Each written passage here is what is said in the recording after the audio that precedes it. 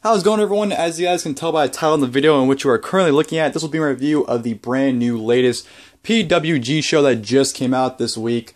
Threemendous IV, of course, this show took place back in July.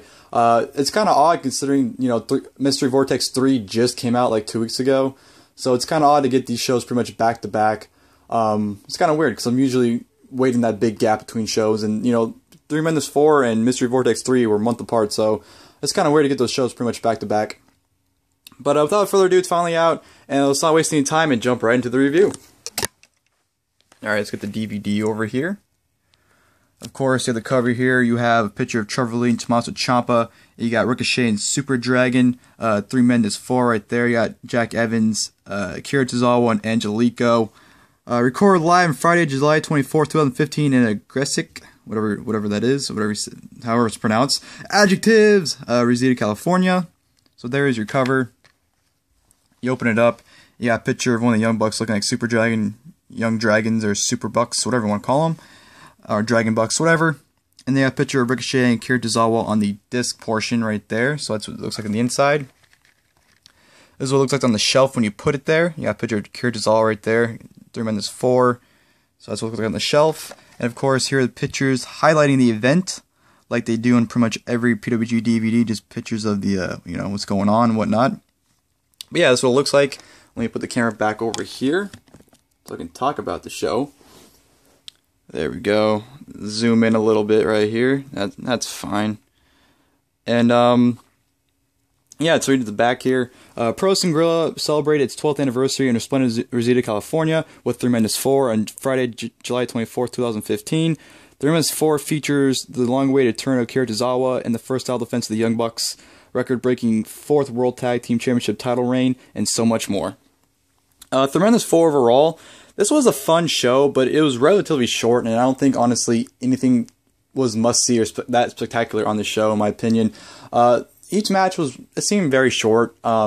No match was over 20 minutes, I can tell you that. The show was barely over 2 hours, so it's really short, and it didn't seem like that big anniversary fill show that it should have been. I think that if the show had the Mystery Vortex 3 card, it definitely would have been a lot better and meant a lot more. But I don't know, this show it didn't seem that well planned in my opinion, especially considering half the card wasn't even announced before the show happened. It was kind of just added on at the last minute, so I don't know, I guess people could make the show and it could make it as special as they wanted to, especially considering the American Wolves were supposed to be on the show, but they got pulled out at the last minute too.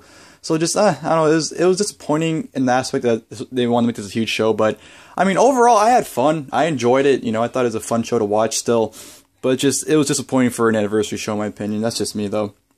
I opened the show up with a tag team match, Team Threemendous versus World's Cutest Tag Team. Fun opener here, the crowd was really into the Team Threemendous. Team Threemendous I haven't seen a lot of, but in this match, I will say I was very impressed with them. I actually really enjoyed what I was seeing with them. The interaction with Cutest was really, really well done. Of course, and Joey Ryan was just there. Joey Ryan tried to give Dave Meltzer his lollipop, and Meltzer was not having it, so Meltzer doesn't take it. But yeah, this was a fairly fun opener. Really enjoyed it. Like I said, Cutest and Team Threemendous really put on a good performance, and like I said, Joey Ryan is just there. But Team Threemendous got the huge win when they ended up hitting a very impressive finish. I'm not sure what it was called, but it was like a Doomsday combined with a sliced bread #2. It was really cool the way they pulled it off. It was really cool. But yeah, really good opener. Really enjoyed it. And then we're going to a singles match: Brian Cage versus Johnny Gargano. Nothing spectacular here, really. It's whatever. You had a few botches in this match, and I don't know. It wasn't really that as good as I hope it would be. So nothing special from those two. Brian Cage got the win with Weapon X. So yeah, nothing really that great from there. Then we go to another singles match, Andrew Everett versus Rich Swann, which was a bit disappointing. They didn't really take this match seriously. They were really messing around, especially Rich Swann. He stole at least like 4 or 5 people's gimmicks, just doing random maneuvers. So it was a bit disappointing. I started off really well, though. There were exchanges at the very beginning of the match. It was really done. That was, wrestling's finest right there, in my opinion. But they kind of just took it into, like, a joking manner and, just did spots and didn't really take the match that seriously. So that's why I was a little disappointed by it.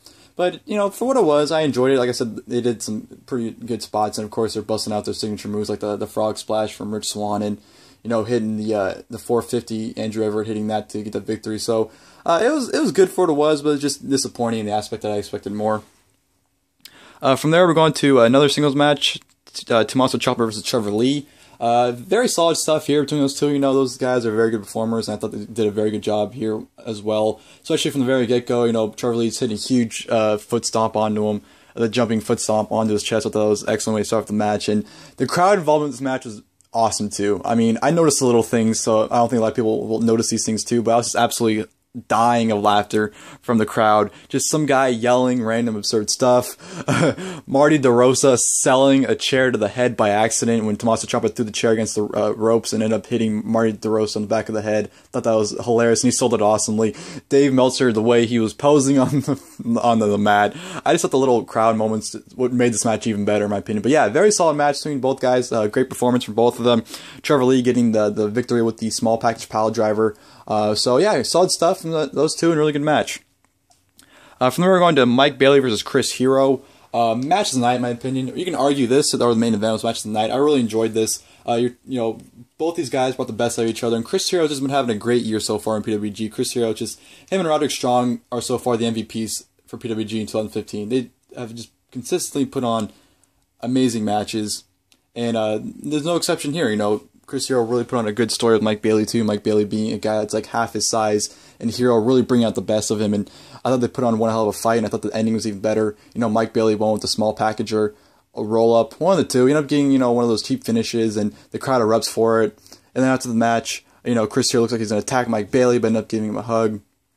So that was great sportsmanship there. So yeah, spectacular match there. Just the great storytelling, and I really like the will that, you know, Mike Bailey, you know, is a guy that you look at him, you wouldn't think much of him, but he can go. Mike Bailey can go. And I've been really impressed with him over the, you know, since he's debuted in PWG.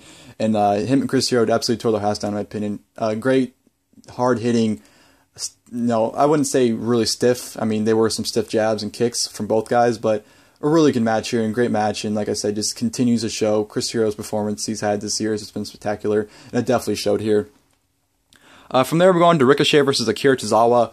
Great match here. You know, both guys are best friends in real life, so they really brought that into the ring. And they definitely put on a great match here. Really enjoyed it, you know, from both guys. I wish the match went on a little longer. It really seemed really short. Like, it seemed like 12-minute match. It seemed really short, but, you know, it was great to see Akira Tozawa. You know, it's kind of sad that some of the crowd didn't get some of his references, like the whole shut the fuck up thing. The crowd didn't really, some of the crowd at least didn't really get that reference, so it was kind of sad to see. But it's fun to see those two go at it. You know, those two are awesome, especially Ricochet. Ricochet is awesome, and Akira Tozawa is just entertaining to watch in general. So yeah, these guys put on an awesome match. Ricochet ended up getting the victory.